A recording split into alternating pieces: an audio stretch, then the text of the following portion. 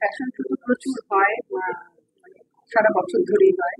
আপনার এই ফ্যাশন শোর একটা বিষয় আছে, সেটা হচ্ছে আদিবাসীদের যে পোশাক পরিচ্ছদ বা যে রীতি, সেটা আপনি তুলে ধরছেন আপনার পোশাকে, তার সঙ্গে ওয়েস্টার্ন স্টাইলটাকেও বোধহয় একসাথে হ্যাঁ, মার্জ করা। সেটা আমাদের আমার সবসময় মনে হয় ফিউশন একটা মজা এনে দেয়। মানে আমরা তো একটা মূলধারায় সবাই কাজ করে, কিন্তু যদি সেটা ফিউশন হয়, সেখানে আমরা হয়তো দু তিন রকম জিনিস একসঙ্গে একটা প্ল্যাটফর্মে দেখতে পাই। তো সেখান থেকেই আমার চিন্তাধারা যে ইন্ডিয়ান ফর্মগুলোকে একটু ভেঙে ওয়েস্টার্নের সঙ্গে যদি একটা মেলবন্ধন করানো যায়, তাহলে একটা গ্লোবালাইজেশন হয়। সেখান থেকে দাঁড়িয়েই এই চিন্তাধারা। কোন কোন আদিবাসী বা জনজাতিদের পোশাক মানে আপনি বেছে নিয়েছেন? এইবার 4টে ইস্টার্ন ট্রাইবের নিয়ে কাজ হচ্ছে। তাদের মধ্যে প্রথম যেটা, সেটা মানে মুন্ডা ট্রাইব, সবথেকে লংগেস্ট স্প্রেড ট্রাইব। সেকেন্ড হচ্ছে কাচারি ট্রাইব, যাদের আমরা জানি যে তাদের আর্ট ফর্মস এর জন্য তারা বিখ্যাত, এবং তাদের একটা আহ, যে কাজ হয় পটচিত্র নিয়ে, সেখানে আমরা আমাদের একেবারে আদিম যে ধারাটা, মানে যেখান থেকে আমাদের উৎস, সেই জায়গাগুলো আমরা দেখতে পাই। তো সেটা একটা আছে কাচারি ট্রাইব।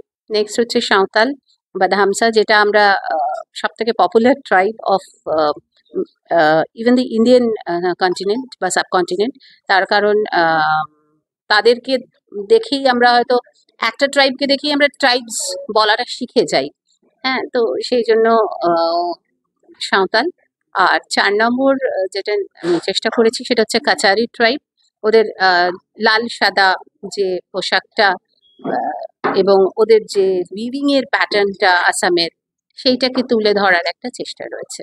মানে ওদের কি ওরা যে আঁকে, এই আঁকাটা সেটাও কি আপনার পোশাকের মধ্যে স্থান পাবে, না শুধু তাদের পোশাক পরিচ্ছদটাই আপনি মানে মেনলি মাথায় রাখছেন, কি না, কোনটা? প্রথম যে ধারাটা বললাম, যেটা মুন্ডা ট্রাইব, সেখানে আঁকাগুলো তো আছেই, তার সঙ্গে তাদের তাদের যে এমব্রয়ডারি প্যাটার্নটা, তারা দড়িগুলোকে একটা সুতোর মাধ্যমে বেঁধে বেঁধে তাদের এমব্রয়ডারিটাকে দাঁড় করায়। তো আমরাও সেই চেষ্টাটাই করেছি, কিন্তু ওয়েস্টার্ন ড্রেসগুলোর মধ্যে ইন্ডিয়ান ফ্যাব্রিকের ওপরে, মানে অ্যাবসলিউটলি তাসার, ঘিচা, এই ধরনের ফ্যাব্রিকের। না, ফার্স্টটাতে শুধু তাসার, ঘিচা, সিল্কস এগুলো ইউজ হয়েছে, এবং সেটা দিয়েই আমরা চেষ্টা করেছি তার উপরে এমব্রয়ডারি গুলো করে। যেহেতু ওটাও একটা রাস্টিক লুক, এটাও একটা রাস্টিক লুক, সেই রাস্টিক লুকটাকে ধরে রাখার জন্য ওইটাকে ওইভাবে ট্রান্সফর্ম করা হয়েছে, এবং ওই দড়িগুলোকে বেঁধে বেঁধে ওর উপরে এমব্রয়ডারিটাকে ক্রিয়েট করা হয়েছে। সেকেন্ড ট্রাইবটা, সেটা হচ্ছে আমাদের কোন্ড ট্রাইব, যেটা কেওনঝাড় ডিস্ট্রিক্টের ওড়িশার। এবং এরা মূলত they are known for their hand paintings, Pattachitra. তো সেই পটচিত্রটা কিন্তু আমাদের, যেটা আমরা উড়িষ্যায় গেলে যেটা আমরা মানে দেখতে পাই যে পটচিত্রগুলো, এটা কিন্তু সেই পটচিত্র নয়। মানে আমরা যে আম, আহ, সরার উপর আঁকা বা সরার ওপরের আঁকা যেগুলো, ওই না, মানে ওই ওই ধরনের নয়, মানে ওই ওই ওই আর্ট ফর্মটা নয় কিন্তু। এটা অ্যাবসলিউটলি একটা আলাদা আর্ট ফর্ম, ট্রাইবাল। এটা কিন্তু ট্রাইবাল লুকের, মানে আহ ওই যেটা আমরা পুরী ঘুরতে গেলে বা কোনারক গেলে যে ধরনের আঁকাগুলো দেখতে পাই, পটচিত্র দেখতে পাই, এই পটচিত্রটা ভিন্ন। ওদের যে ফর্মগুলো, এগুলো আলাদা।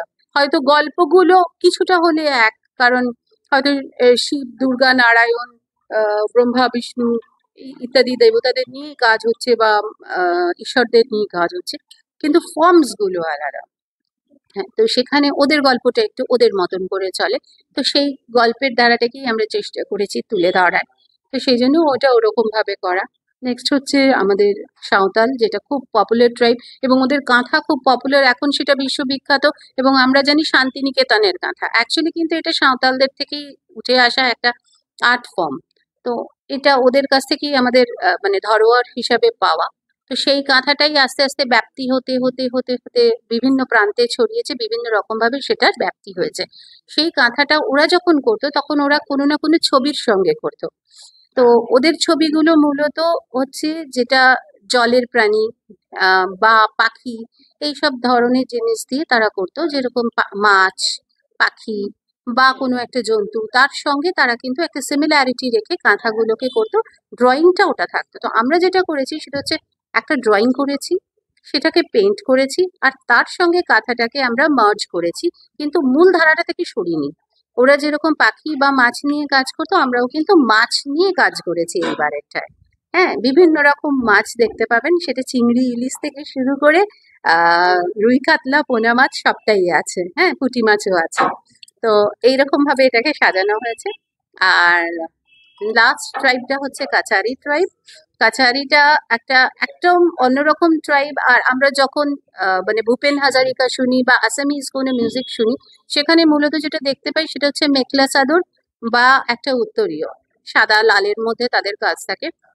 খুব একটা পপুলার উইভিং প্যাটার্ন আছে ওদের, কোথাও ছাতা, কোথাও একটা মাছ, কোথাও একটা হাতি, যেগুলো ওদের, কোথাও একটা রাইনো, কারণ ওগুলো হচ্ছে ওদের একদম প্রিমিটিভ টাইম থেকে ওরা এইগুলো দেখে অভ্যস্ত।